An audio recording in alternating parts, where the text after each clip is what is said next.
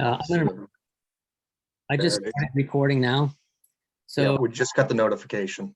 okay, so I'm recording it now. Whoever asked, I got it for you, and I'll post it up later for you to access it. Thank you. Okay, thanks, Tony.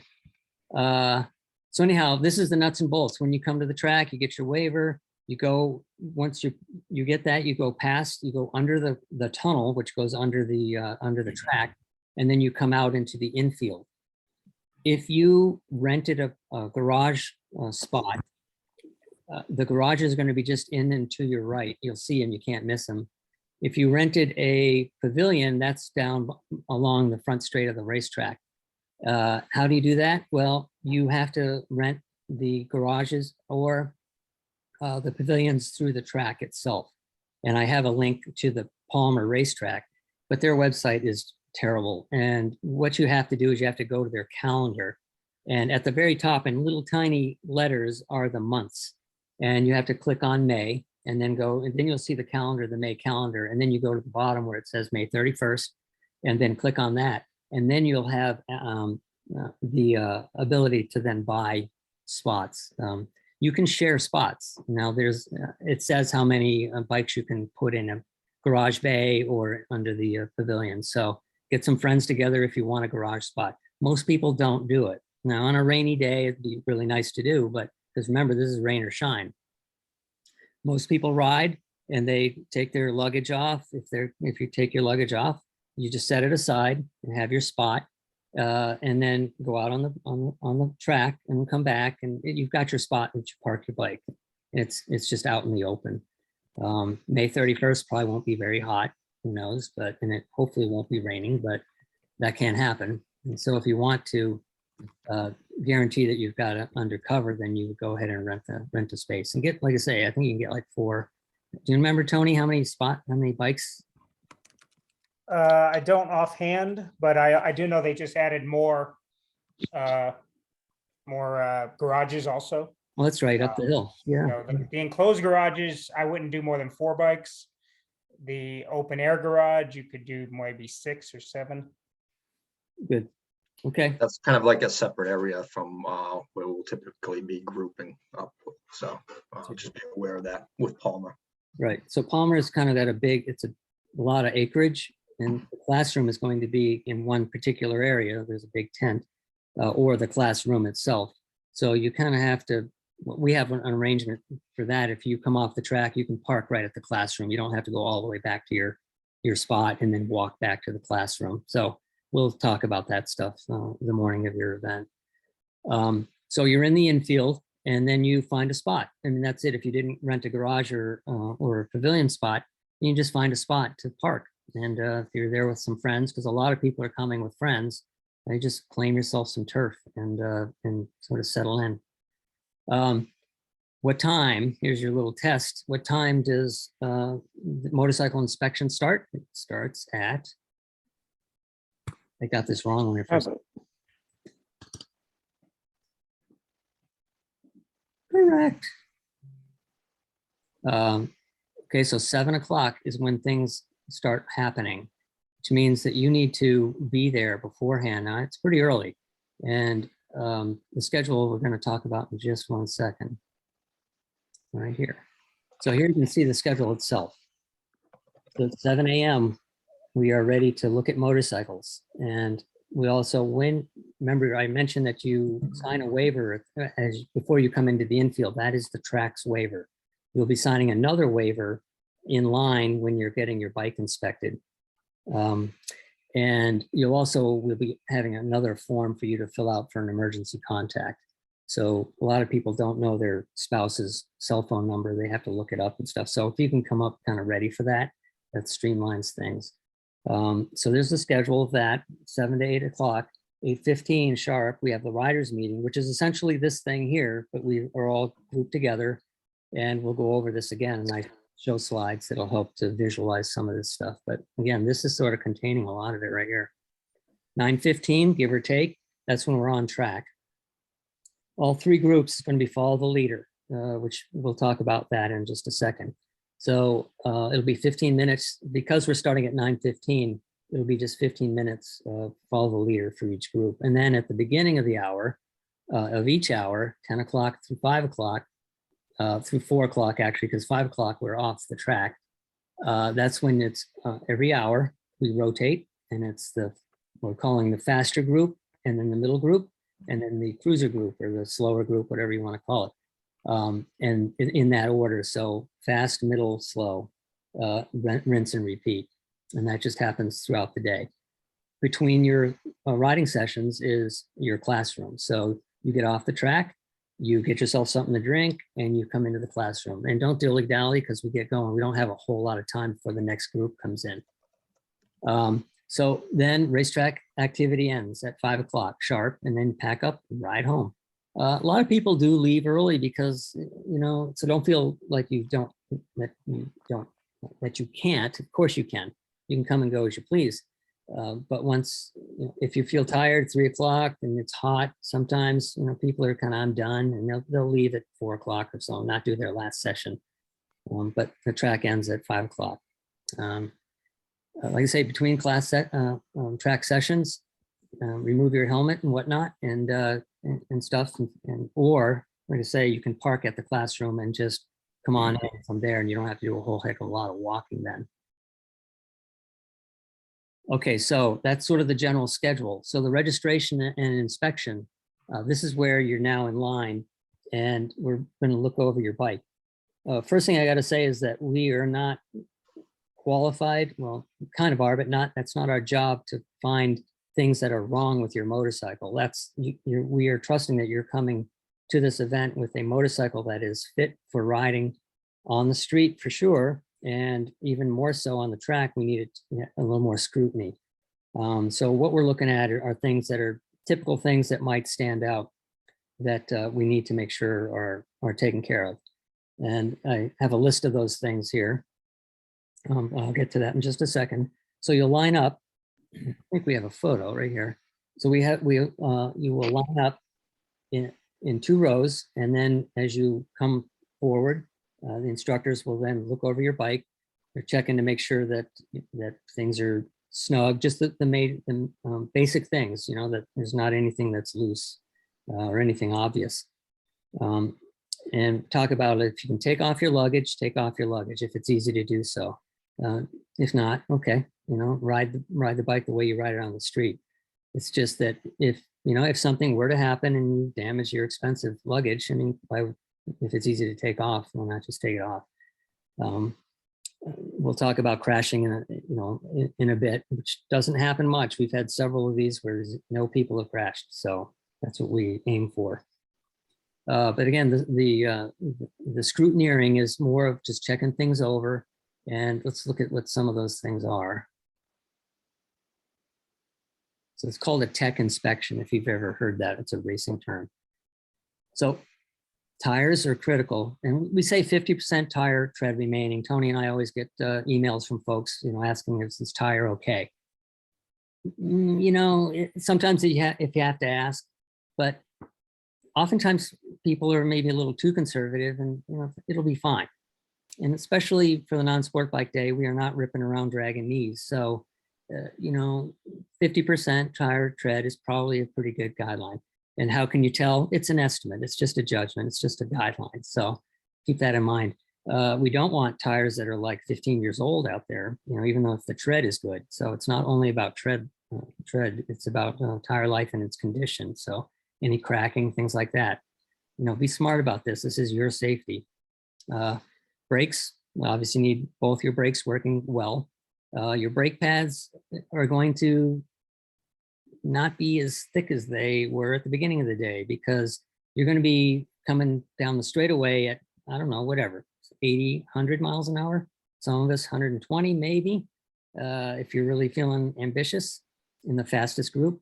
But you're going to everybody has to slow down to 40 miles an hour at first turn. So depending on how fast you go, you're going to use up your brakes. So we need to make sure that your brake pads are going to handle the job. Remember that brake pads, one of their jobs is to dissipate heat. And when you lose material on your brake pads, that it's less able to that heat. So and then it wears even quicker. So it's kind of exponential as far as the wear and where it goes. So for lights, you may have seen or thought or heard about, track riding requires you to tape up your lights and remove all this stuff and wire things. And now that's not what we do now. We're really making this as easy as we can to have street riders come and join us. When it comes to lights, we don't need you to do anything to them except if you have glass, and those are usually vintage bikes. And it's sometimes hard to tell, but bikes now really, they're plastic lenses. And we're actually letting you have brake lights now. If those of you who started doing our track days, the non-sport bike days, early on, we did follow the same guidelines we do with our regular track days, and that's no brake lights. We don't want the distraction. At regular track days, people are at a higher pace and concentration is even more critical. And seeing a brake light on in front of you is actually a hindrance. And street riders don't quite understand that, and it's disorienting not to have brake lights for street riders. So it just makes sense for us to go ahead and let you guys just ride your bike the way you would on the street, with one exception, and that is your mirrors. You either remove them or you tape them over completely. Why is that? Well, I have a whole thing on why, and I'll get to that in a minute. Because one of the things about mirrors is that we are taught that it's a safety device, and it is in the street, but it's actually will have the opposite effect on the racetrack. It takes your attention away from where you really need to be putting it. So back to our list here, chain or belt, that has to be in good condition. Oftentimes, the worst thing we see with chains is that they're too tight. Now, that's something that if you've never adjusted your chain, these are things you should learn anyhow. But if you can please ask somebody who might be more knowledgeable about whether your chain is adjusted, properly. If anything, have it be slightly on the looser side, okay? But that's all in your owner's manual to check and see what the play is. Let's see. Throttle has to operate smoothly. It has to snap back. Oil filter, anything with fluids behind it, you have to make sure that those are snug. Don't over tighten them, but make sure that they're torqued the way they're supposed to. And any leaking, including fork seals, that usually isn't a huge deal, but if you've got a seeping fork seal, that's something that we have to keep an eye on. You have to keep an eye on the rest of the day. Typically, you can probably get through the day with it, but you make sure that's all squared away before you come to the track. So anything with fluids behind it needs to be secured. Putting a little oil on the track is a big deal. That's a big deal. So do not take that lightly. And you want to talk about oil filters and the double O-rings? Yeah, if you had recently had your oil changed and the filter changed, whether you did it yourself or you had the dealer do it, we're hoping that the dealer knows what they're doing, but sometimes we know that we've had participants have changed their oil and then they didn't pay attention to the fact that when they spun off their old oil filter, that the rubber gasket seal stuck to the engine case. And then they put the new filter on that has its own gasket, a new gasket, and you have a double gasket, and that doesn't work. That will spew oil everywhere. So that's just one example. So make sure everything is as good as you can, make sure that all that stuff is snug and tight. One other thing about thinking about your motorcycle on the racetrack is that it's going to be put into probably a little bit more stress than it's used to, because you're probably going to be using more revs than you do typically on the street. Your brakes, I already talked about. You're going to be probably braking harder than you typically do on the street. And you're cornering. The lateral forces probably will be touching maybe your foot pegs or certainly your floorboards. If you never have before, chances are you're going to be doing that, on this day. That's a good thing. And we'll be talking about that in the classroom to get you to really experience where the limits of your tires are and your bike, and to feel as though if you got into a corner too hot in the street, that you can lean the bike more, even if it means dragging your floorboards or your foot pegs. Okay, no fluid leaks. We talked about that. Your luggage, we talked about that. But what I want to also talk about is some things that are really easy to take off, like your ram arms, throttle rockers for sure, and anything else like a GPS, that's mounted in a way that's that can come off easily. Just and no stuffed animals on the back of your your top box or anything. All that stuff comes off. Now keep that. Why do we do this? Because if you can imagine, let's say you're going down the straightaway. This is the same on the street. You're going down the straightaway at 80 miles an hour, and something falls off and it goes bouncing down the track and it hits somebody behind you. Can you imagine what that would feel like? Like a GoPro, for instance, which cameras we've got here as our final point. If it's not secured in two places, we can give you some examples of that. Because if the first tether or something that's securing it breaks, you have something else to fall back on. But imagine a GoPro, if somebody chucked it at you at 80 miles an hour and it hits you anywhere, that's going to hurt like hell. So we can't have that happening. So when it comes to cameras, we have the tracks rule is that we have no helmet mounted cameras. And when it comes to tethering it, be creative about it, but we have to make sure that it's not going anywhere. Well, we've had there've been various solutions. So just make sure that you understand that we're going to be looking at that pretty carefully. So come up with, plan A, plan B, and even a plan C if you're going to try to run a camera.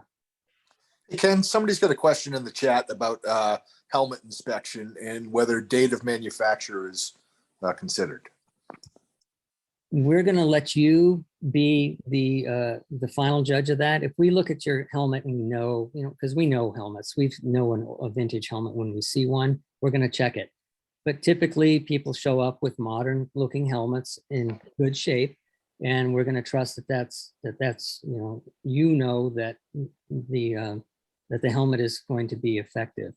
The 5-year guideline, I mean, it's debatable anyhow. So if we look at it and it's like 6 years, we're not going to turn you away. But if it's all scraped up and dented and, it's got a gouge out of it, and yeah, that will turn you away on. So it becomes obvious that helmet's seen better days. So it's going to end up being a judgment call in the end. But if you show up with a good modern helmet that's in good shape, we're not going to really bother, with that. Speaking of helmets, we will be talking about gear in just a second. When you do come to the tech line, the inspection line with your bike, you're going to bring your helmet with you. And why we have you do that is we're, again, not checking the date on it, we're checking fit. And really typical is that people wear helmets that are too big. And we can tell by just moving it, we have you wear it, and then we'll kind of grab the chin bar and just sort of move it around. And if it moves around and it doesn't move the skin on your head, then it's just too big. Also, you'll see people with the helmet comes down almost to their eyebrows. It's too big. It needs to be up where it's supposed to be. So we'll notice that, and that's something that we'll also call out on. If it's not a terrible fit, again, probably get away. But listen, this is about you and your safety, and we have a certain responsibility to make sure that we're not sending you out with gear that really is going to not help protect you. And it might be just because you don't know. Well, and we can help you to understand that what you have is subpar. And so we will do that if we see that. And if I could follow up on a few things before you go ahead. Please do. So on the helmet, like Ken said, fit is as important, if not more, than the age and that kind of stuff, as long as it hasn't been already damaged. So a good quality helmet that's in good shape, not all damaged. The next thing we're looking for, like Ken said, is the fit. You can certainly Google after this, how to determine if a helmet fits right or something like that, and you'll get the info. But like Ken said, you shouldn't be able to fit by any means your fingers along the side of your head when the helmet's on. If you can fit your fingers in, that's not going to work. Up near the forehead, same thing. And as Ken also said, it's really critical that it doesn't come so far down on your eyes that when you're trying to look up ahead, if you will, in a corner, that you're blocking your view. So definitely do that if you get time before the track day to make sure your helmet is fitting well. A couple of questions on tires. If you don't know how to tell if a tire is worn out, they do have what's called wear bars in them. Almost every street tire will have a wear bar, and that's something in the middle of the tread that will have, it's like a little bump, if you will, that would be inside one of the grooves. When that bump is even with the outside of the tire, that means you've used, the majority of your tire. So that's a quick and easy way to check it. If you are at or below your wear bars, that tire should be replaced before track day. Another thing on track day tires with the non-sport bike group is rather than a round profile, we get 3 sides. We get a flat bottom and then the 2 edges. And that's just going to make for a miserable day when the whole goal is cornering. So transitioning from straight up and down to leaned over is what we're really trying to work on. And having a giant ridge, if you will, that you kind of fall off, that's going to be a negative to your improvement that day for sure. Just another thing on just general motorcycle maintenance, if you will. So just go around your motorcycle, make sure nothing is leaking ahead of time, make sure all the controls work, make sure your tires are not flatted at the bottom, and make sure your brakes work. And you should be fine and you will pass tech. It's Yeah, not that stringent of a tech. Yeah, if I can piggyback on that with the tires, Tony. In the past, I know I've had riders say, "Well, I just changed the tire like 2 months ago." Well, they're flat. They're like, "Well, what have you been doing?" "Oh, I just had a 3,000-mile trip." 4,000, 5,000-mile trip where it completely flattened out the middle. So, even if you had a tire on 2 months prior, yeah, it still might be fresh, but it's not going to have the handling characteristics that we're going to need for these kind of activities. And another option, if anybody is going to any of the NER events before the track day, there's always tons of people at those events. Just have somebody just say, "Look, I'm going to a track day. Can you look over my bike?" This way it's done well in advance of the actual track day. Got a lot of NER folks who are repeat track day junkies now. And they've got an awful lot of knowledge that they can help you with that. There's a point I was going to make and I don't remember what it was now. While you're thinking, I had one more point. When you get into the racetrack at Palmer, your first thing is, if you haven't been there before, is you're going to want to run and park where tech inspection is. And that's probably the worst thing to do. The parking lot is huge. So I would suggest you go away from all the people, find a spot. That's where you put your gear down, put all your luggage down, whatever, and then you ride up to tech inspection. Otherwise, the tech inspection area just gets to be a mob and all you have is clothes everywhere, bags everywhere, everything else. So spread out all over the paddock. There's nothing wrong with that. When you come off the track, you don't have to worry about being close to tech inspection because you can simply ride your bike over. I'm sorry, not tech, classroom. You can simply ride your bike over to the classroom, attend the classroom, and then go back to your paddock area, which is nice and not far away from everybody, but not on top of everybody else. Gary, Ken? Yep, you'll see when we get there just how big the facility is.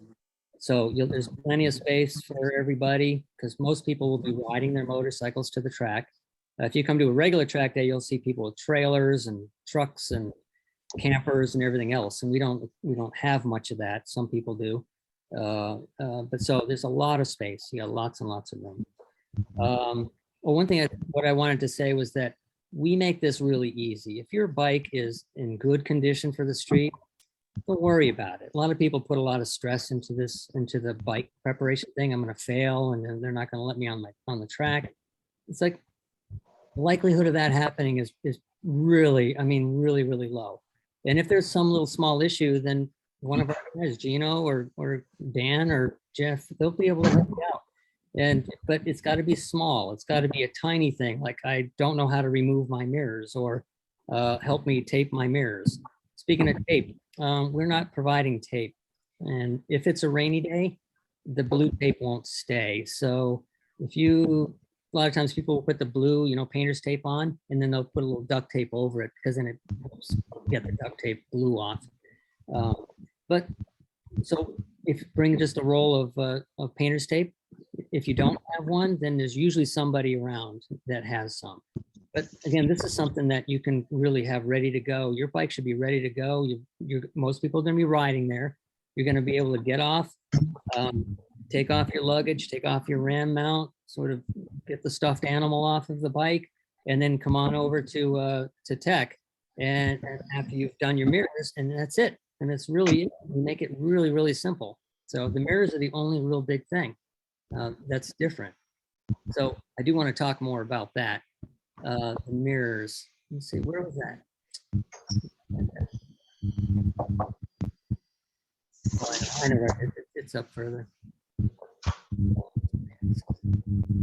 Okay, riding gear requirements. This is probably the number one thing we get questions about.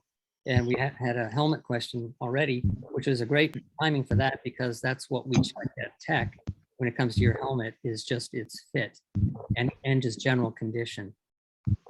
We cannot provide gear. So one of the real hurdles that we came upon for most people when it came to kind of getting them to consider a track day was that they didn't have the proper gear. What we need to have our participants wear for protection to come to the racetrack. And it's not as big a deal as you think. And a lot of people say, well, I don't want to spend $1,000 on gear that I'm going to use one day.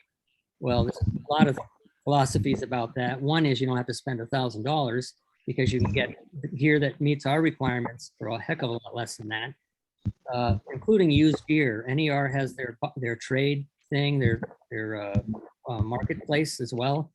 I see gear on there all the time that's in great condition for a quarter of the new price. So there's no real excuse for not getting good gear.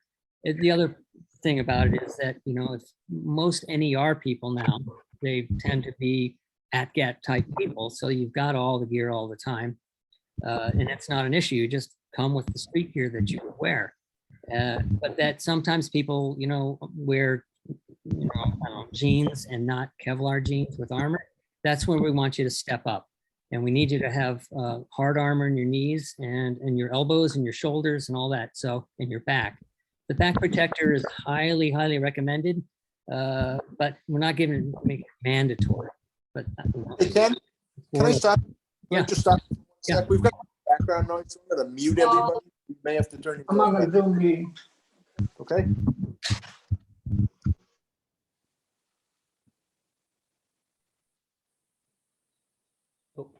Ken, you're muted, Ken. I told him. He didn't listen. I just said the most brilliant thing too. Oh well, I'll have to remember. Do you remember what it was? No, remember that thing about remembering? Yeah. Okay, so again, we don't provide gear, but we do. Part of our mission here also is educating you about cornering, braking, and all the other things, that physical things that are required to be a master of a motorcycle, riding a motorcycle, is also to give you a little pressure into getting yourself into some better gear, or at least gear that's, that is going to meet our basic requirements. And it really is basic requirements, even for street riding. So Ken, can you speak to visors on helmets, adventure style helmets? go ahead, Gino. We can field that. It's basically, what you have on the street. I'd say, it's acceptable to have that as long as the thing's not looking to come off, flying, taking the people out. So if it can easily come off, I'd recommend removing it, because you're going to be experiencing higher speeds, which, you're going to experience higher wind. So your head's going to start getting kind of whipped around a little bit more. So maybe taking it off if you can, if it's easy, to give your neck a break. Yeah, that's good. I mean, there's no need to take it off, but if you can, sure. And the speed you're going, again, it can be just faster than the fastest you go on the highway, up to maybe triple digits. But this is all up to you as far as speed goes. And if that feels uncomfortable, just don't go so fast. But like I say, Gino has made the point about, it's kind of common sense in some ways. We're not going to outlaw, a good, DOT or Snell helmet just because it has that. But it does have, its drawbacks when it comes to higher speed. Like my adventure helmet that has the bill, they designed it pretty well, that I don't have, too much wind drag on it. But it's not the helmet I would choose if I was going to be going down the highway at 80 miles an hour. So, Hey, Ken. You've mentioned speed a couple of times. I just want to make sure everyone's understanding. If you haven't been to Palmer before, 90% of the time, you're going to probably be in the 25 to 55 mile an hour range. That's the majority of the track for non-sport bike day riders. It's only when you pull out onto the straightaway that you can get, like Ken said, up to triple digits, 100, 110, whatever. But certainly the slower group, many people are doing 55, 65 and just chilling and not worrying about it. So don't be afraid of when you hear triple digit speeds. The odds are that's not your group if you prefer the slower group. And more importantly, you don't have to go that fast. And that's only going to be down the straightaway where you can just kind of chill out, stay in the middle, let people go around you. And then the rest of the track is all corners where you're going a lot slower. Some bikes might not even get into triple digits. Yeah. Nope, absolutely. Absolutely. So we expect people to be able to be comfortable at highway speeds. That's something that, we assume you'll be able to do. And so that's sort of like, if you think about the lower end, that would be, but that's just the straightaway. The rest of this is all cornering. I mean, this is all about the corners. Straightaways are kind of like necessary things to get to the next corner, so think about it that way. Again, a lot of times people are thinking it's a racetrack. I got to rip. I got to go, go, go. That's not what this is. Okay. Okay. Thanks, Tony. I really am glad you brought that up. I knew I had you around for some reason. I didn't get a laugh out of that. I guess I everybody. was gonna say, I thought it was comic relief, but Except- we're all Sorry, muted. you We're got a all laugh, muted, but it was so you You muted. can't muted hear it. everybody. No, yeah. The laughs are few and far between. Maybe that's why my wife doesn't laugh at my jokes. Take her off mute. Yeah. Yeah. I set you up for that. Love you, honey. All right. So let's go through the gear. We talked a little bit about helmets, but just about fit and condition. We need it to be full coverage helmet. Now, whether that's a convertible flip-up helmet or if it's a full face helmet like this, that works. We've had people show up with the, what do they call them, like hybrid or I forget what they call them, but where the Modulars. yeah, it's different. It's not a modular. It's where the chin bar can actually be removed. Like it's kind of a there's a word for it. Anyhow, those are okay, but you have to have that chin bar in place. Just because you have a shield and no chin bar, that doesn't work. It has to be a full coverage helmet. And let's see what else. The condition, we talked about that. Quality, high quality modular helmets. There are some cheap ones out there that we wouldn't recommend. But any of the brand name ones are fine now. And it has to be locked. You can't get out onto even the hot pit, what we call, we'll talk about that, with the helmet up. As soon as you're in that, where the bikes are and they're running, you got to have that thing down. You can flip up your shield, that's fine. But once you're on the track, shield has to come down, okay? You'll get flagged to get off the track. And if you ride around like that, you have to be full protection. They'll actually hold a sign that says helmet typically. Yeah. And beat the board to death until somebody recognizes it. Right. So jacket and pants, we started talking a bit about it, but your street gear, if you're at Aero Stitch or any sort of nylon, armored nylon gear, it's fine. That's what most people are wearing.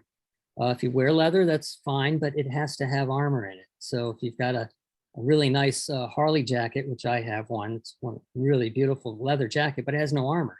So that doesn't work. You have to get the armor, and you can get armor that straps on, that back protector and sort of arm, that motocross or off-road option is kind of a vest that you put on, and that works fine. Where we don't require you to zip your jacket to your pants, some places do, but we absolutely cannot have you with any exposed skin or even your t-shirt, because when you slide, if you were to slide, everything's going to separate and you're going to be exposed. So if there's overlap, the chances are good that you'll be protected. If you can zip them together, that's better, because if you have a matching jacket and pants, there's a zipper back there, and that's what it's for, is to zip them together. But jackets and pants have to have armor in the pointy parts of your body, elbows, shoulders, and knees. So that's got to happen, and most do now. The better stuff, better armor is CE approved, and that's really what you want. Kevlar jeans are fine with armor. Again, with armor. So Kevlar jeans, you can buy them, and they have options. They have pockets in there, and you buy the optional armor, and you're good to go. That's getting pretty basic protection. Remember that you're going to be okay. But when it comes to protection, I don't really wear anything less than Kevlar jeans. I don't go any farther below that, which would be basically jeans or chaps, which give you no protection as far as impact. The leather will help with sliding, but it doesn't protect your butt, and it doesn't protect the backside of your legs or anything else. So you really need that full coverage. So chaps are fine if they're over Kevlar jeans, okay? Or nylon, but then you wouldn't do that. And they can be purchased inexpensively. Like I said, you don't have to spend a ton of money. There's a lot of options out there. When it comes to mesh gear, we allow mesh gear, but it has to be gear that has solid material in the impact areas. So might be mostly mesh, but if it's solid here with armor, then that's okay. We can work with that. Remember, mesh gear is really oftentimes one crash gear. That stuff oftentimes just tears apart the actual mesh material. So it's not really recommended, but for our purposes, it'll work out fine. Okay, I have a link here. I think it's Revzilla. It's got all their options for gear. It's an easy link. Gloves have to be full coverage, and that means full fingers, of course, but also you need to have them cover your wrist. When you crash, most people will put their hand out like Superman, and it exposes your wrist. So we can't have that. I can't have shorty gloves. You have to have them overlap your jacket. It can be inside your jacket or over your jacket, but it has to overlap. Any sort of armor in the knuckles and that's a big plus, and that's something that you will get with good quality gloves. Boots, there's a picture of some basic touring boots, and they've got basic armor in the ankles, and a little bit in the I guess in the shin area. But they have to be sturdy. They don't have to be motorcycle boots, but they have to be full coverage, and they have to be sturdy. If they have laces, you have to absolutely make sure that those laces are secured. Sometimes people put duct tape over them just to make sure. These are minimum requirements. We talked about that. And remember, we ride rain or shine. So if it's raining and you want to ride, boy, you should ride. You will learn a lot in the rain. And it's a great time if you're comfortable and if you're protected. So by all means, bring rain gear or gear that's waterproof. Okay, so that's the gear thing. Any questions about that? Is there any chat questions about that? It's been pretty light with chat. Do have a question regarding the next topic, though. Actually, I do see John Gamble had talked about airbag vests. Absolutely, those are okay. So, and I see Gino answered that. So that's a plus. I mean, I wear one on the track, so and it can be the street version, the Helite. If you have that, you will be smart to wear that. Okay. Ken, just a quick thing on if it does happen to rain, as Ken said, we ride rain or shine. There's two things that'll be different in the rain. A, you're going to get wet, and B, you're going to go a little slower. That's the only things that are different. You are going to do the same exact skills. You're going to do the same exact inputs. Everything else is the same. Rain or shine, it does not matter. That's a key thing that you have to remember. And people that are comfortable riding in the rain know that already. Yes, you're going to go slower, but that's about it. You still need to do all the proper inputs to ride the motorcycle well. Physics doesn't change in the wet. That's right.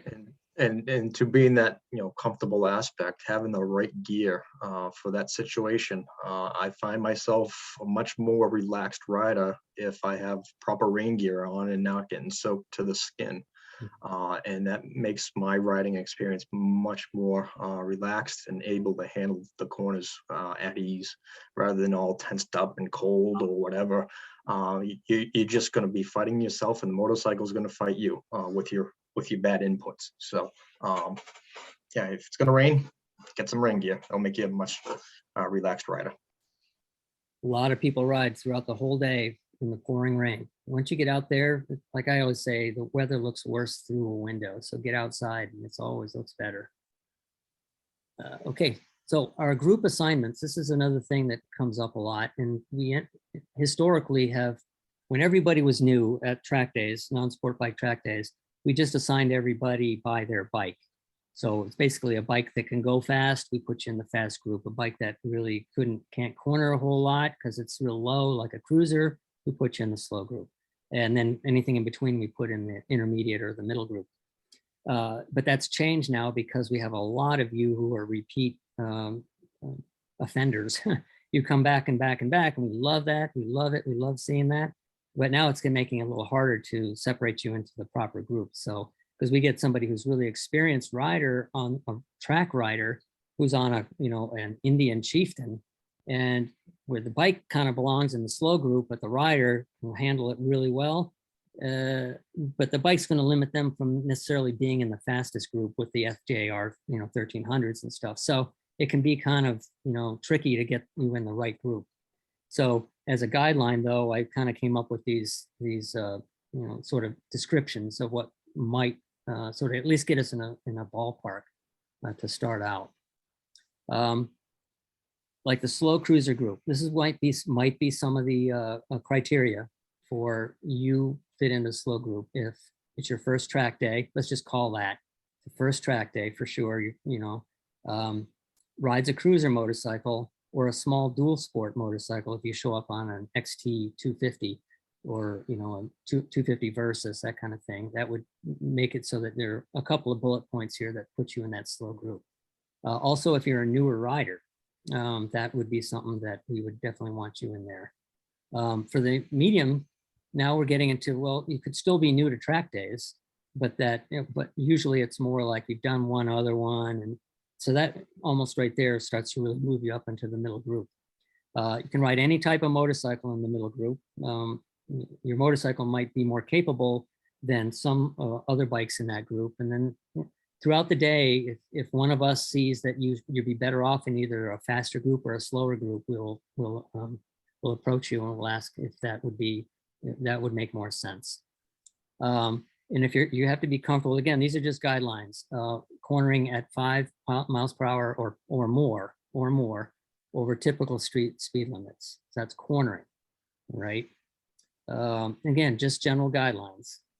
For the faster group, now we're going to get people that are going to be, wanting to do that 100 miles an hour down the straightaway. But remember, we're all going to be going pretty much the same speed in the corners.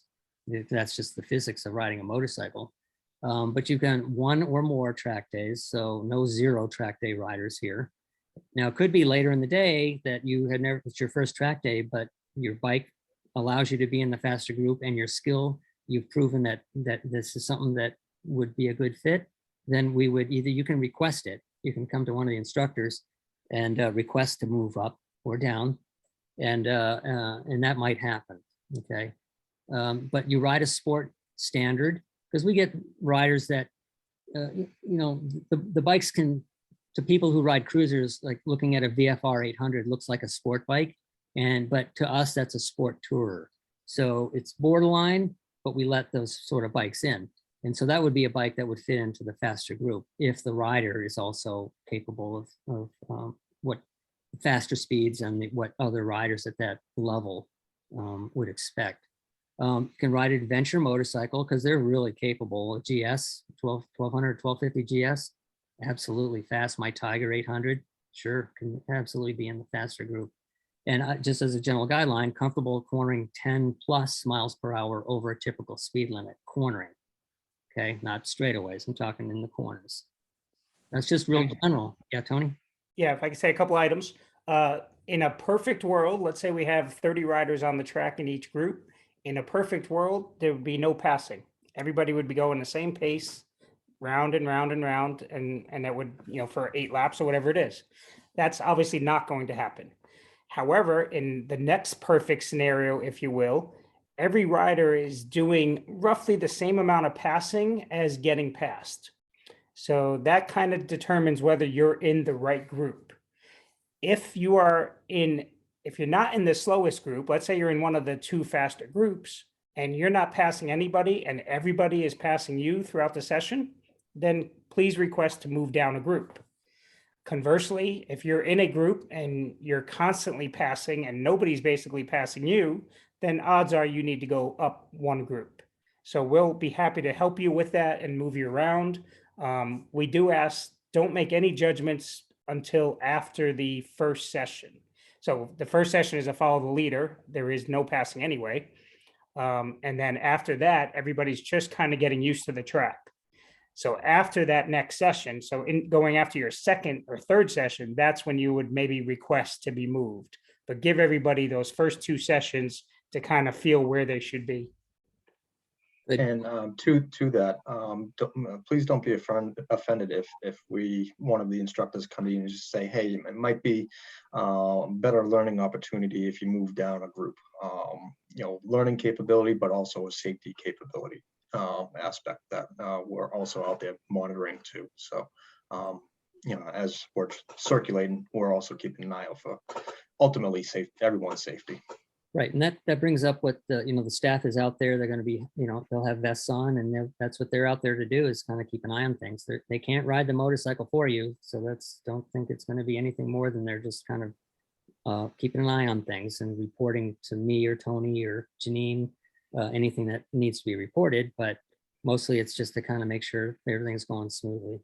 Well, believe me, we've been doing this for many years, and we can see it coming from a mile away that, watch this is going to happen, and then next session later, yeah, there it was.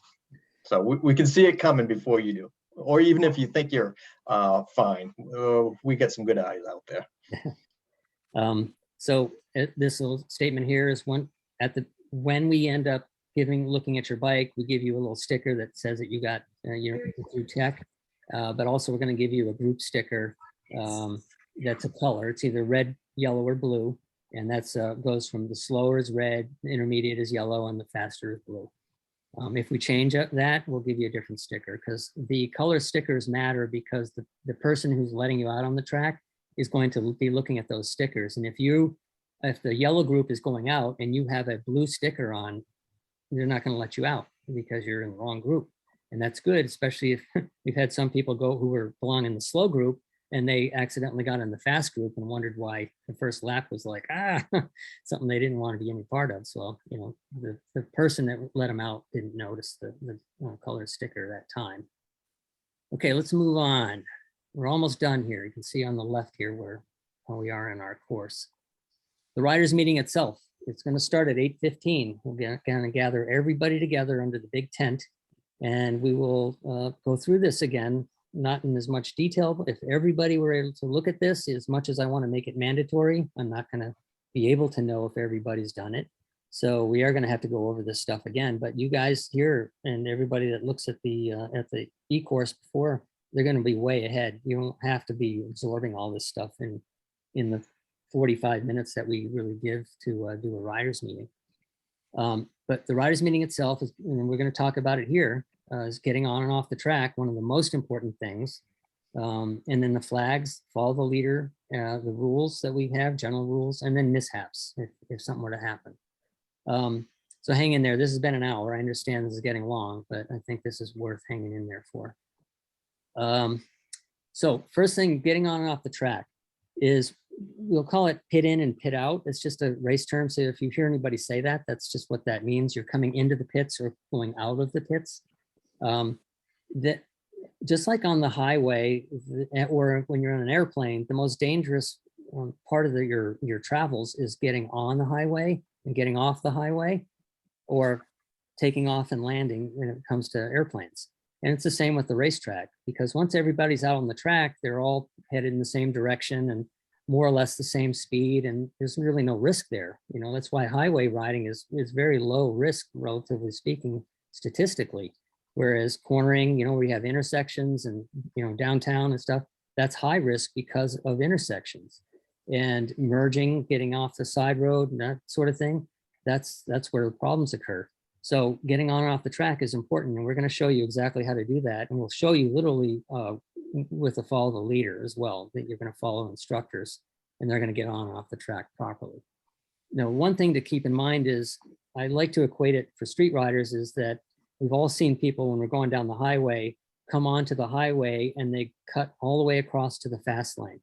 They just come right across all the lanes of traffic.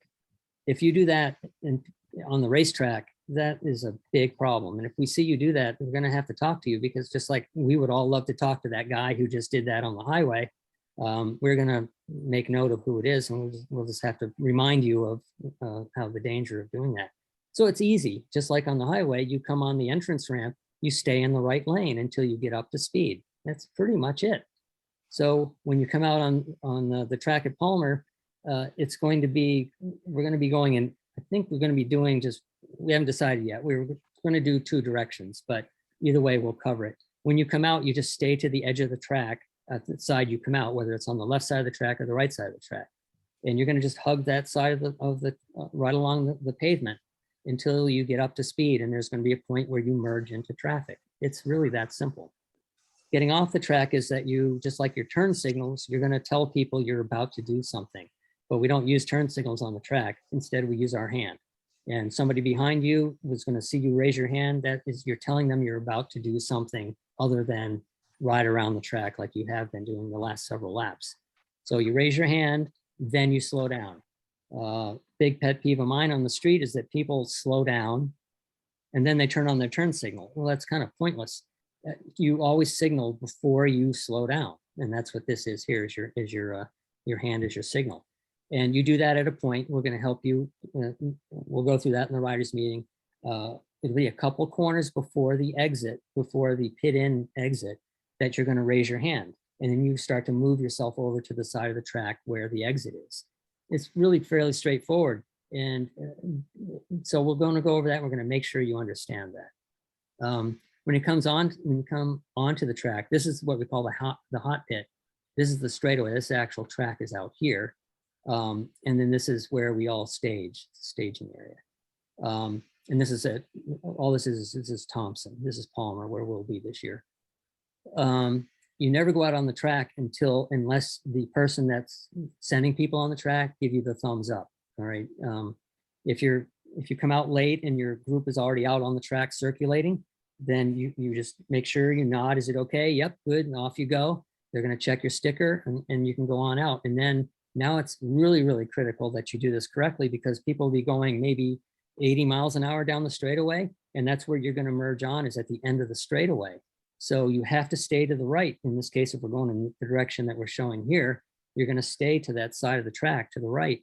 And then you're going to merge in it toward the end of the straightaway before the first corner. We'll go over this in detail, but just again, to sort of describe it quickly.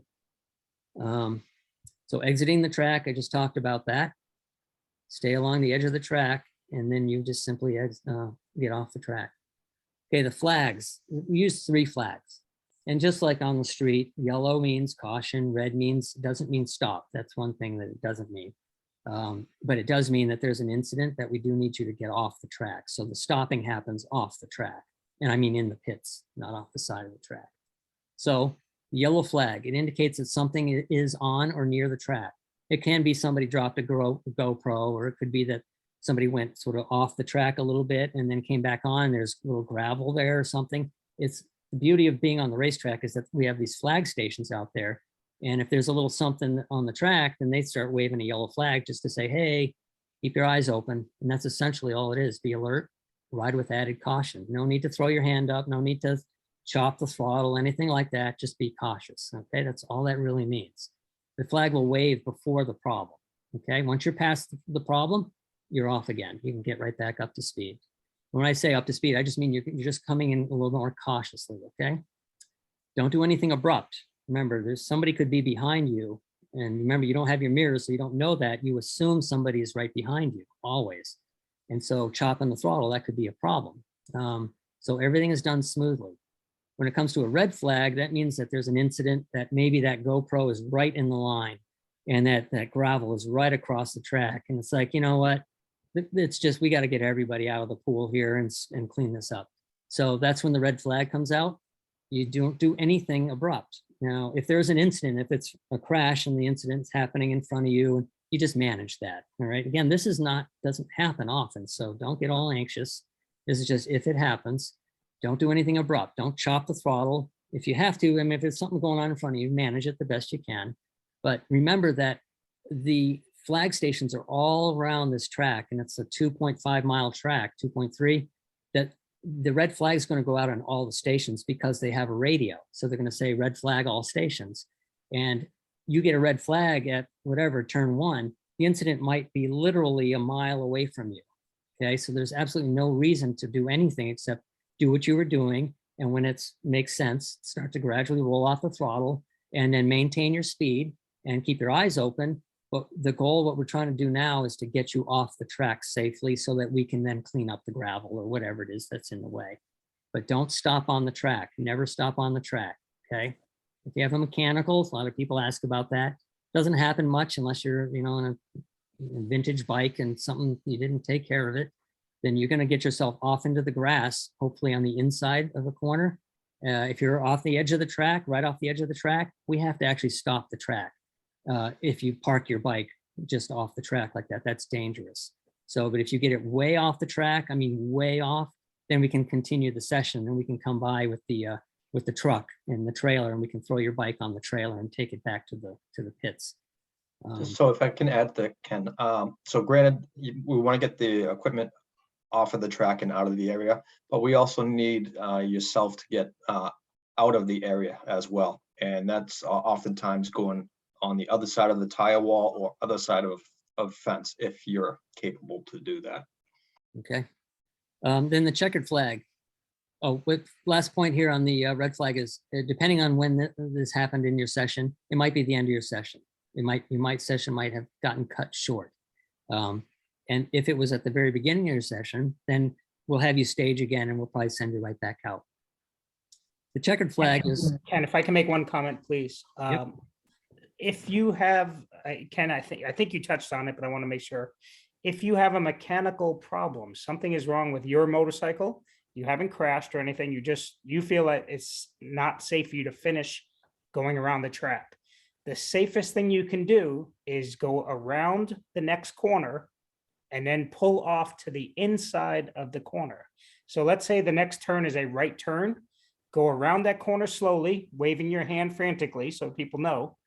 And as you go around that right turn, then pull off the track on the right side of the track. That is basically impossible for anybody to hit you at that point. What you don't want to do is pull off to the outside of a corner. If somebody else goes through that corner, God forbid they crash, they're going to slide to the outside. Nobody slides to the inside. So always think about that when you're on the racetrack. Anytime you need to pull over, if it ever happened that you had a mechanical, go around the next corner and pull off on the inside of the corner. And then you can kind of just sit there or walk over even further inside. Thank you. Great. And one more with the red and yellow flags, Ken, if I may. Typically, the corner workers will flag yellow and red at the same time, and that's an indication that the crash or debris is immediately around that corner. So that's, you know, both flags wave and to say it's immediately around or at this next corner. That's a super caution. Okay, checkered flag. All that's doing is signaling the end of your session. It's time for the next group to come out. You're going to get the checkered flag at 2 stations. We'll tell you which stations they are the morning of the event. And when you see the checkered flag, you're going to come into the pits the next opportunity. So if there's 14 turns in the corner in the track and you get the checkered flag at turn 12, you've got 2 more corners before then you come into the track. And so the idea when you get the checkered flag is you don't do anything except keep going. You don't have to signal, not at that point. You just keep going. You come around, you can maintain your speed. As you come toward the pit in or the exit lane, that's when about a corner before, 2 corners before, you're going to throw your hand up, and then you're going to move over, just like we talked about. At that point, everybody should have seen the checkered flag. Don't assume it. And then they're going to do the same thing behind you. Okay. Everybody then just comes off the track. All right. Again, continue at speed, signal early. So when you see that checkered flag, as you approach the last couple corners before the exit, that's when you signal. So that's nice and early. Okay. Never exit or get off the track abruptly. If you want to exit the track, this is not talking about flags so much. It's that if you're in the middle of a session, you're like tired and you're just like, oh, you know what? I think I want to get off the track. And then the exit's right there and you suddenly do this thing. That's the same equivalent as if you've seen on the highway, somebody's in the passing lane and they shoot across all the way to the exit. That's insanity. So if you miss the exit, you go around the track one more time, you do one more lap and you pit in properly, okay? Never anything abrupt side to side, ever. That's just one of the things that will cause serious problems, okay? Okay, and then you return to the pits. That's basically, then you're gonna get ready and come to the classroom. That's what the checkered flag is, all right? Okay, follow the leader. What we're gonna do here is we're gonna go through this in the morning. So I'm gonna streamline this a little bit more. This is just, we're gonna line you up in a particular way and then you're gonna follow in a group and you're gonna follow an instructor, and the full first session is going to be that. So we're gonna line up. You're not gonna be going fast. It might feel fast because it's just a new environment, but it'll be minimal shifting and braking. It's pretty much a sighting session, just to know where the flag stations are, that turn 1 goes right or left, and all that. So we'll describe that and make sure everybody understands where the track goes. And then, when you come back in the classroom, we'll talk about any questions you have. Passing rules. Passing is one of the things that I've put a lot of energy into in the past, because something that kind of makes the track day kind of chaotic is when people rush and they feel frantic about passing. And that's just bad etiquette. It's bad skill. Just your passing is a chess game. It's not a bullfight.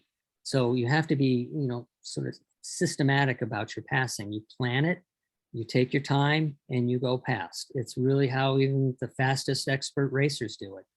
It may seem kind of abrupt, but it's never abrupt, ever.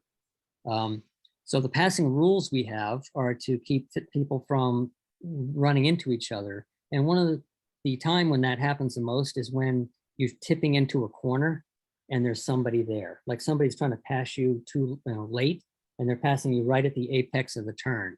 So that's a big no-no. So that's it's a number 1 rule, is you do not pass on the inside. I have a graphic here in just a minute. We've seen it one too many times. Yeah. Unfortunately. So this is no passing in this red area here. It's too late. If you can get the pass done before this line here, then you're okay, because you're well enough ahead. But at this point here, even earlier, this graphic is, I'm only doing the best I can with the area I have. I would move this actually back farther. Is that at this point, there's no passing. You have to be patient. You just file in behind that blue rider. And then as that blue rider starts to pick up the bike on the throttle, they're lifting, that corner is over. It's done from the apex onto the exit. So now is the time that you can cut up under the inside of them. Be careful though, this is a time when people crash sometimes because they are adding throttle and adding lean angle to cut under. That's a big no-no. So you have to already be lined up so that you can just gradually accelerate past the slower rider. Not doing that abrupt left and right, because that's when you'll use up your traction and cause a problem. Okay, so okay to pass after the apex, no passing from tip in. This is when the rider's tipping into the corner, to the apex, no passing in here. Now, one thing, you can pass on the outside, all the way around, go the long way around the outside. But the issue that happens with this is that rider that you're passing will end up where you want to be at the exit, and that's at the outside edge. And you have to understand that they're probably going to use up all the real estate, give or take. We do recommend that you don't use all the real estate. You don't go all the way to the very edge of the track. But the passing rider is the one who is responsible for passing safely. And so if suddenly you're there and this rider's coming over and pinching you and you guys get too close, that's kind of the passer's responsibility there. You have to see that coming. Remember, the rider in front does not have mirrors. So we have to trust each other that we're going to be courteous and that you're going to kind of foresee any problems like that. You give plenty of room for people to pass, and make sure that you give room for people to pass as well. Don't go out of your way to just follow the line, be predictable. And that's what your job is. So this is about being passed and passing. Make the pass if safe to do so. If you don't, we tend to get people piling up and we end up with these long freight trains. And then it gets people in the back tend to take risks to get past multiple riders. So if it's much easier to get past one rider than it is to get past, a line of 3 riders. So make the pass swiftly, carefully, but make the pass if it's safe to do so. Do not rush and don't barge through. That's just terrible etiquette and very rude and dangerous. Plan your passes and smoothly execute the plan. All right. You're going to, as you get to know the racetrack, you'll know the places that are optimum passing places. And we'll talk about that in the classroom to help you out. But always look past the rider that you want to pass. So your idea is that you're visualizing being past that rider, and so that you're not fixating on their tail light, because sometimes what happens then is that you pass them too close because you're looking at the bike. So make sure that you're kind of line yourself up and you accelerate smoothly past them. That's how we do it.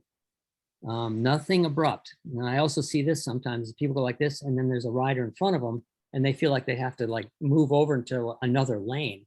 No, you just kind of gradually move yourself over. It's always gradual. It's never abrupt left and right. And as far as the track goes, it's really wide. So you change and you move to the passing lane smoothly, and you do it early, and you just go past. It's kind of as simple as that. But sometimes people feel like they, just get desperate to get past somebody, and it just gets, kind of chaotic. So take a breath, plan it out. You don't need to get past them right now. You give yourself a couple corners, figure it out, and set them up and take the pass. I know it's easier said than done when you're really not used to it, but because we don't do a whole lot of passing on the street, especially other motorcyclists. So it's foreign territory. But so being passed is another even more critical thing as far as what makes people uncomfortable. And the fact that we have you take your mirrors off makes it even more uncomfortable for street riders. But I'm going to talk about that in just one second. But being passed can be unnerving because we don't get passed on the street. Motorcyclists typically aren't the ones that get passed. We're the ones that pass. So getting past, just that whole concept is different, and it's unsettling. But on the racetrack, you're going to get passed. That's just part of it. And Tony talked about it before about, in the group you're in, you probably do as much passing as you'll get passed. So you will get passed several times a session, and you'll likely pass several times a session. Your job at being passed is to do nothing but as though you're the only person on the track, with the exception of not pinching people, not going to the very edge, and just in case there's somebody there. You look ahead, you keep looking ahead, you do not look over your shoulder. This is another thing that street riders, they want their mirrors so desperately that instead we don't let them have the mirrors, so then they do this, which is way worse, because what happens when you do this, your bike goes that way. And now you're somebody who's trying to pass you sees you moving off the line unpredictably. That's a problem. So keep your eyes looking ahead, relax and hold your line. That's your only job for being somebody who's being passed. And don't let people by, quotes. And oftentimes people are like, well, I'm holding people up and I need to, no. The track is really wide. You be predictable. Tony mentioned it before, sort of stay in the middle of the straightaway. You're going to get people going by you, probably both sides. But don't worry about it. Your job is to look ahead and get to the next corner safely. Okay, I think we covered that pretty good. Now I want to talk about mirrors though, because again, street riders, this is a problem. People think, well, I've always been told check my mirrors every 10 seconds or 5 seconds or something. It's like, I get it. If you do that on the track though, you're not going to be ready for the next corner, because the racetrack is like, like Deal's Gap. It's like corner, straight away, corner. So you can't be looking behind you, and there's nothing that you need to know that's back there on the racetrack. Why is it different than the street? All right, so why do we need mirrors on the street? lane changing. Yeah, we have to look to make sure it's safe to change a lane on the highway or, you know, wherever that we're going to move to the left or to the right. On the racetrack, we don't need to know that. We stay on the line. That's our job. Other people's job is to go around you. So you don't need a mirror for that.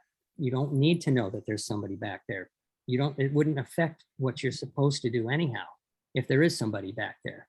On the racetrack, the only real lane change you're ever going to do is when you enter or exit the track.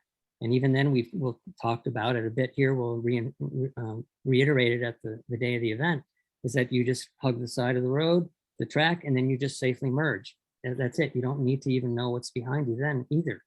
So again, on the street, mirrors are good for changing lanes. Another reason we have mirrors on the street is to turn off of the main road. Is it safe for us to make this turn? I'm going to check to make sure there's nobody on my right so that I can maybe take a right. So that's an important thing. But again, same thing on the track. There are no intersections or driveways to turn onto, right? You're just staying on your line, all right? The other reason that you might want to have mirrors on the street is for tailgating. You know, if there's somebody tailgating you, you might want to, you know, pull over, let them by, whatever, something, because it could be a dangerous situation. On the racetrack, people just go by you. Nobody tailgates on the racetrack. So again, there's no reason for a mirror.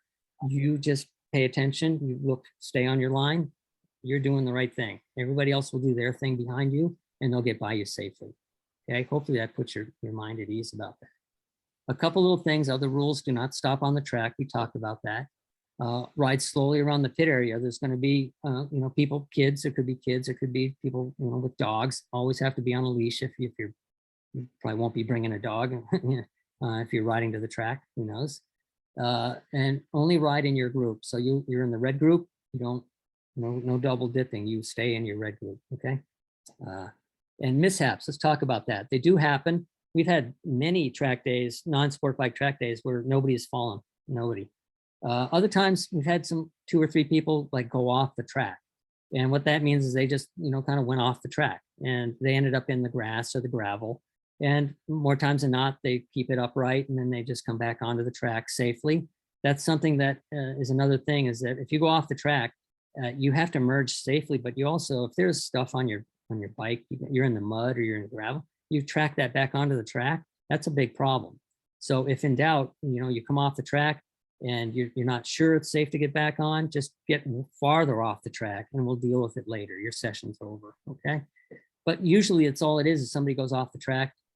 In some instances, they go off the track and then they fall over. And that's, if we have incidents at non-sport bike days, that's oftentimes what it is people go off the track and then they just fall over, right? If that happens, just step off the bike. Don't try to save it, you know, it's gonna go, just let it go. That's my recommendation. So just keep in mind that crashing it's not like the type of thing that you're afraid of. It's really typically is that sort of a thing. So if someone falls in front of you, don't panic. Look where you want to go, not where they are, because target fixation will tend to draw you toward them and you don't want to be anywhere near them.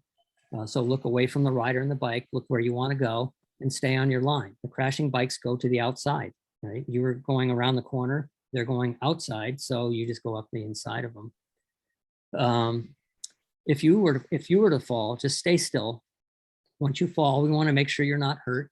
Count of 5 is good. If you can sort of just go 1, 2, 3, 4, 5, and then I'm like, everything's good. Okay, you can get yourself up, but look around first, because the red flags will come out if there's a crash. I don't care what it is. If there's a crash, we just throw the red flag. It's just by default.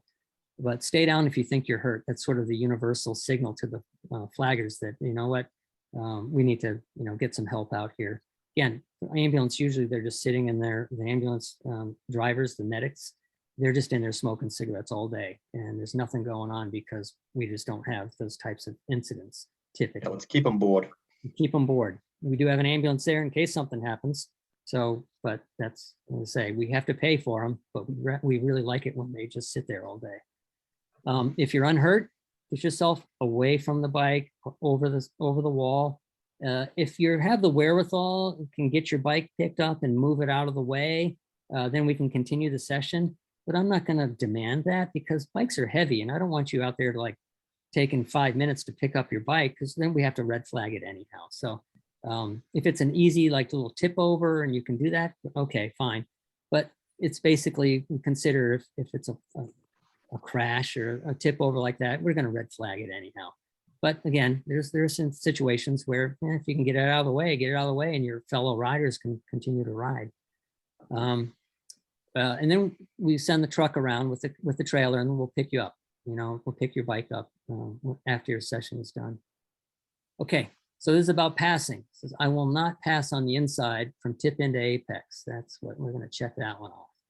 I'm going to give plenty of room. Yep. I will not barge. I will not change track position abruptly. That's really side to side. Okay. How do we do? Oh, we did great. When being passed, I will keep looking ahead. I will not look over my shoulder. I will relax and hold my line. I will be predictable. Be predictable. Life is good. You just do what everybody expects you to do. No problems. Correct. Okay, about done here. Other essentials. These are just things to keep in mind. We do bring extra water. One of the things that your tuition is covering is lunch, and there'll be some water or sodas. But you're going to want to make sure you're hydrated. Okay, something like Pedialyte or Gatorade is good for if it's sweating. That's that's something you can replenish. But bring water with you to the classroom. Easy to digest snack foods. Great. Keep yourself, the better you can keep yourself energized, better it's going to be. Sunscreen, hat, all these obvious things. You're all adults. A chair, if you have one of those little cricket chairs and you want to bring it, that's fine. But remember, you're either going to be on the bike or in the classroom. So, and we have picnic tables under the tent, or we have chairs. So a chair might be okay, but you're mostly going to be on the bike or in the classroom. Okay, so this is the link to the Palmer Motorsports Park if you want to rent a garage or a pavilion. So you can link there if you'd like. That's what the track looks like. Pretty awesome. This is turn 1. Am I right? Yeah. So that's the end of the straightaway. Turn 1 goes off like this. Eventually you come back this way and you go that way. It's just this beautiful road. Turn 9. Yeah. And so a lot of times people think of a racetrack as a flat, sort of NASCAR type track. The reason we like to do Palmer is that it's this beautiful ride in the country. It's just a wonderful place to ride. Alpine style, right, Dan? That's right, Alpine style. And you're going to get, like Tony said before, most of the time you're going to be in like 2nd, 3rd gear. I do the whole track in 3rd gear, except the straightaway. I'll go up to 4th or 5th. But so this isn't like a fast speed is not really what this is about. It's about cornering, braking. Okay, a few more tips. Learning attitude. Ride at 80% or less. And I mentioned that before. If you get beyond that, you're going to start to feel like you're in survival mode. You will not be able to absorb the lessons. Okay. Pass with courtesy. This is really important. No charging into corners. You might think you're going fast. What you're doing is you're messing it up. Don't charge in. You always approach a corner deliberately and in control. Smooth inputs. In classroom sessions, drink lots of fluid, have fun. Remember, these are training events. Phew. I'm tuckered out. How about you guys? It's like almost an hour and a half. All right, so that's that. Are there any particular questions now, or you guys are all half asleep too, aren't you? And I'll bring this up. We lost about half of our people, but that's all right. Somebody just asked about fuel. You really want to show up with a full tank. Their fueling system is really slow, for lack of a better word. It's a truck that gets there and we have to find somebody to pump it, that kind of stuff. So generally is at lunchtime is when we'll open up the fuel for anybody that really needs it. But you're much better off. It's going to be less expensive, number one, to just find a gas station somewhere near the track, fill up there, and then drive in with a full tank. And you'll probably be set for the rest of the day, actually. Yeah, more likely. I think there's some gas stations like within 6 miles of the track, Yeah. so shouldn't be a problem. Although some of us might be arriving really early in the morning. So be prepared because some of those stations might not be open that early sometimes. Right near the Mass Pike, there's a gas station that is open for sure 24/7. So And also down the other way in Palmer and Ware if you're coming up from the. Okay, so that took way longer than our normal riders meeting, but you know what? I think we really covered this in detail. So we'll make sure that everybody gets to look at this so that we're all on the same page and everybody's, someone's asking about a track walk. We would like to do one at 5:15 the night before. If it's raining, we will not do that, however. I don't mind riding in the rain. I hate walking in the rain. Depends on how hard it's raining. We can probably recruit somebody to walk around in the drizzle. But yeah, we'll do a track day because there's a regular track day the day before. So we will be there that night. So 5:15 is when we would do that. We'll announce that. New England Riders Facebook group, but I'll probably send out another email before the end of the event. Okay, thanks everybody. Appreciate it. Another question. Is it okay to bring a new bike under 10,000, 1,000 miles? I get Sure. Yeah, no problem. People bring race bikes that are freshly rebuilt and they ride them on the track. So it's fine. It really is. My first track day was on my brand new 929 with 500 miles on it. There you go. So that's just something that, understand that you'll probably do, 100 miles, 120 miles that day, I think. I think that might be an average. 25 laps a session or 25 miles a session. Yeah, about right then. Usually about 60 to 80 laps, depending on the group. Yeah, depending on the group. So it'll be over that. So it might be up to 150, 120 to 140 miles. Keep that in mind. Some might be over 200, 250 miles. Depends how fast you go and that kind of stuff. But so Missy's Versus was broken in at Palmer. So my last 4 bikes were. Awesome. Okay. 50 miles on it. 50. And then you all took it out and I was like, Yeah, that thing will never be the same after that. As far as hotels, you would want to go to the New England Riders website, the Facebook group, or the Palmer website.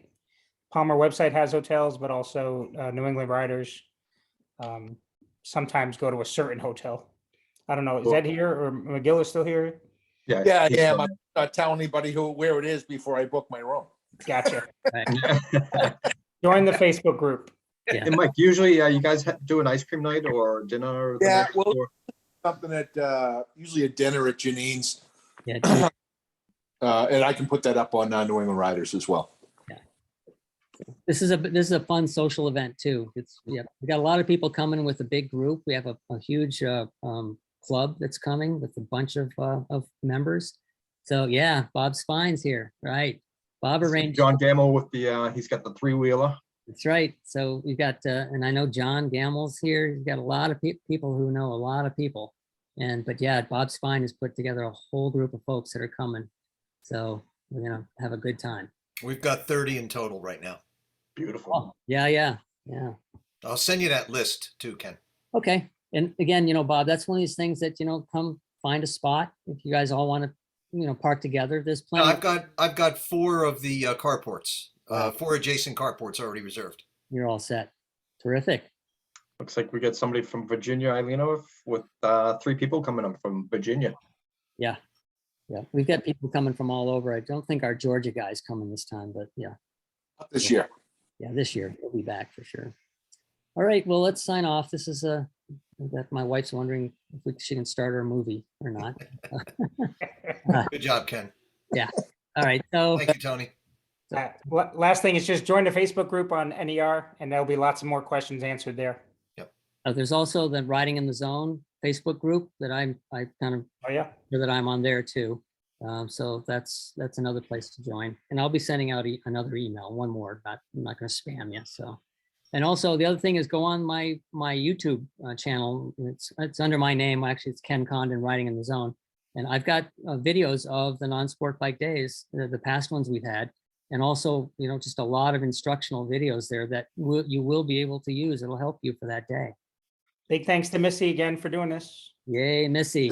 See, Great All job. right. great. All right, so see you later. We'll be in touch. Bye. We'll see you soon.